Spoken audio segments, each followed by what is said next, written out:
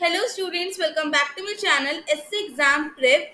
आज हम एक न्यू चैप्टर शुरू करेंगे, वेन डायग्राम, जिसका आज पार्ट 1 है। तो हम देखते हैं क्वेश्चन कैसे कैसे आते हैं वेन डायग्राम में और उन्हें कैसे सॉल्व करते हैं। तो शुरू करते हैं आज के पहले क्वेश्चन से।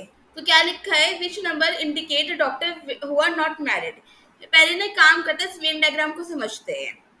ठीक है, तो वेन डायग्राम में क्या लिखा है, जो ट्राइंगल है ना रिप्रेजेंट करता है डॉक्टर्स को। ये ट्राइंगल किसे रिप्रेजेंट कर रहा है, डॉक्टर्स को।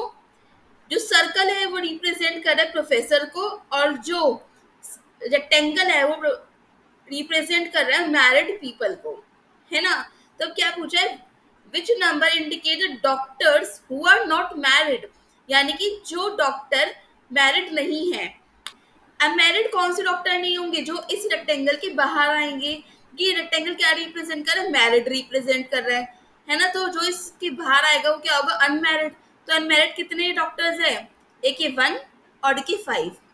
हम ये तो कहीं नहीं लिखा कि प्रोफेसर नहीं होना चाहिए, प्रोफेसर तो हो सकता है डॉक्टर। 1 और 5 क्या है यहाँ पे, अनमैरिड डॉक्टर है। अब देखो ट्राइंगल के अंदर है तो डॉक्टर हुआ, और इस रेक्टेंगल के बाहर है तो अनमैरिड हुआ। तो 1 और 5, 1 + 5 कितने हो गए, 6। तो इसका आंसर क्या हो गया, 6।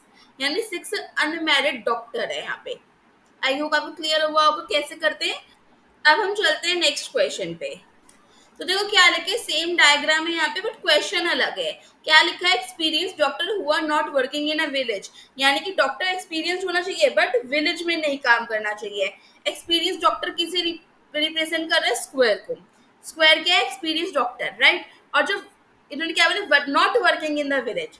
बट हमें क्या गिवन है, जो विलेज में काम करे यानी सर्कल, यानी जो सर्कल के बाहर लाई करेगा वो क्या होगा, not working in the village होगा। यानी जो सर्कल के अंदर नहीं है। तो कौन सा सर्कल के अंदर नहीं है एक्सपीरियंस डॉक्टर में, एक तो 6 और एक 3। एक्सपीरियंस डॉक्टर यानी स्क्वायर, और not working in a village यानी कि सर्कल से बाहर। तो सर्कल से बाहर कौन से स्क्वायर के डिजिट्स है, एक 6 है, 3 है। तो 6 + 3 कितना हो गया, 9। तो 9 इसका करेक्ट आंसर हो गया, यानी कि ए क्या हो गया, इसका करेक्ट आंसर हो गया। ठीक है, ए क्या हो गया, इसका करेक्ट आंसर हो गया। आई होप आपको क्लियर हो गया होगा। चलते हैं नेक्स्ट क्वेश्चन पे। देखो क्या लिखा है इस क्वेश्चन में, ओनली क्वालिफाइड डॉक्टर, यानी वो डॉक्टर जो सिर्फ क्वालिफाइड है, यानी एक्सपीरियंस्ड नहीं है। यानी कि जो ट्रायंगल में तो आ रहा है बट स्क्वायर में नहीं आ रहा, है ना।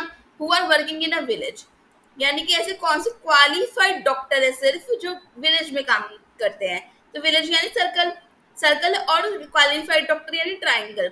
सर्कल और ट्राइंगल जहाँ पे इंटरसेक्ट करे, यानी कि 5।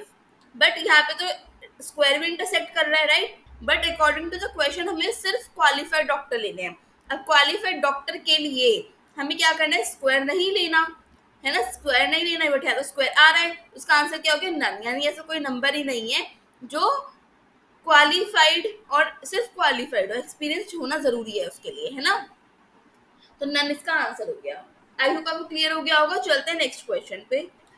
आगे क्या लिखा है, doctors which are working in village are neither qualified not experience. यानी वो डॉक्टर बताने हैं जो ना तो क्वालिफाइड है नॉट ना तो एक्सपीरियंस है। यानी कि जो ना तो ट्राइंगल में आ रहे हैं ना ही स्क्वायर में आ रहे हैं, सिर्फ कहाँ आ रहे हैं, सर्कल में आ रहे हैं। तो ऐसे तो देखो एक ही डिजिट है, 2। 2 एक ऐसा डिजिट है जो सिर्फ सर्कल में आ रहा है और किसी में नहीं आ रहा, राइट। सी के आगे से करेक्ट आंसर हो गया। इजी है वेन डायग्राम की क्वेश्चन, मुझे बहुत ज्यादा आसान लगते हैं वेन डायग्राम के क्वेश्चन। प्लीज में हमें सामने के सामने आंसर गिवन होता है और ये फटाफट हम कर भी सकते हैं, राइट। चलते हैं नेक्स्ट क्वेश्चन पे।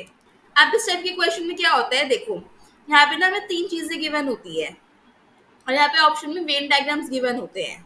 हमें बताना होता है कि कौन सा वेन डायग्राम इन तीनों चीजों को इजीली रिलेट कर रहा है। ठीक है, वेन डायग्राम में जैसे क्या होता है, अगर एक के अंदर एक बनाएंगे तो इसका मतलब सारी चीजें यानी सारे ए बी है। अच्छा, जैसे आपने मैंने साइलॉजिज्म समझाया है सबको। साइलॉजिज्म मेरा पहला चैप्टर था। अगर इसको वेन डायग्राम नहीं पता ना, वो साइलॉजिज्म वाली पूरी प्लेलिस्ट देखना, तभी आप वेन डायग्राम पे आना, तो आपको इजी समझ आ जाएगा, राइट। तो यहाँ पे देखो, प्रोफेसर, रिसर्चर, साइंटिस्ट। तो सारे प्रोफेसर ना तो रिसर्चर होते ना साइंटिस्ट होते, ना सारे रिसर्चर प्रोफेसर साइंटिस्ट होते, ना सारे साइंटिस्ट प्रोफेसर और रिसर्चर होते। कुछ सम प्रोफेसर, यहाँ पे हम लिख सकते हैं some professor are scientist and researcher, यानी कि कुछ ही प्रोफेसर साइंटिस्ट और रिसर्चर होते हैं। आगे कहते हैं वाइस वर्सा, यानी कि सिमिलरली क्या हो जाएगा, कुछ साइंटिस्ट प्रोफेसर रिसर्चर होंगे, कुछ रिसर्चर प्रोफेसर साइंटिस्ट होंगे, यानी कि तीनों जो है आपस में इंटरसेक्ट करेंगे। तीनों क्या आपस में इंटरसेक्ट करेंगे, और एक ही ऑप्शन है जिसमें तीनों इंटरसेक्ट कर रहे हैं, वो है बी। ऐसा एक ही ऑप्शन है जिसमें तीनों इंटरसेक्ट कर रहे हैं, वो है बी। तो यानी बी क्या हो गया, करेक्ट ऑप्शन हो गया। मैं आपको दोबारा बोल रही हूँ, जिसमें भी वेन डायग्राम समझ नहीं आ रहा है, बिल्कुल साइलॉजिज्म वाली प्लेलिस्ट जाकर देखो, मैं आई बटन में यहाँ पे टैग कर दूंगी, ठीक है, क्योंकि मैंने इसमें सारी साइलॉजिज्म में पूरी वेन डायग्राम के पार्ट समझाए हुए हैं, है ना। तो आई बटन में मैं यहाँ पे टैग कर दूंगी, मैं वहाँ पे इजली मैंने समझा रखा है, आपको समझ आ जाएगा। तो चलते हैं नेक्स्ट क्वेश्चन पे। देखो इस क्वेश्चन में कह रहे हैं लैंग्वेज इंग्लिश एंड हिंदी। तो सबको पता है इंग्लिश और हिंदी क्या लैंग्वेज है। तो लैंग्वेज अगर बड़े वाला है तो उसके अंदर इंग्लिश भी आएगा और हिंदी भी आएगा, बट दोनों इंटरसेक्ट नहीं करेंगे। क्यों इंटरसेक्ट नहीं करेंगे, क्योंकि दोनों अलग अलग लैंग्वेज है। यानी कैसा है कि ऑप्शन है सी। तो सी के वजह से करेक्ट आंसर हो गया। हमें दोनों को जैसे डी वाले में इंटरसेक्ट करा रखा है ना, डी वाला नहीं हो सकता, क्यों, क्योंकि इंटरसेक्ट हो रहा है और लैंग्वेज दोनों अलग अलग है, तो इंटरसेक्ट नहीं करा सकते हम, हमें अलग अलग रखनी है। तो सी इसका करेक्ट आंसर हो गया, है ना। आई होप आपको क्लियर हो गया होगा। चलते हैं नेक्स्ट क्वेश्चन पे। अब जो ये वाला क्वेश्चन है ना, ये आप होमवर्क में करना और मुझे इसका आंसर कमेंट बॉक्स में कमेंट करके बताना, क्योंकि बहुत ज्यादा आसान क्वेश्चन है, ठीक है। आज के लिए बस इतने ही। हमने थोड़ा बेसिक देखा था वेन डायग्राम का, कि किस टाइप के क्वेश्चन आते हैं और कैसे कैसे सॉल्व करते हैं, ठीक है।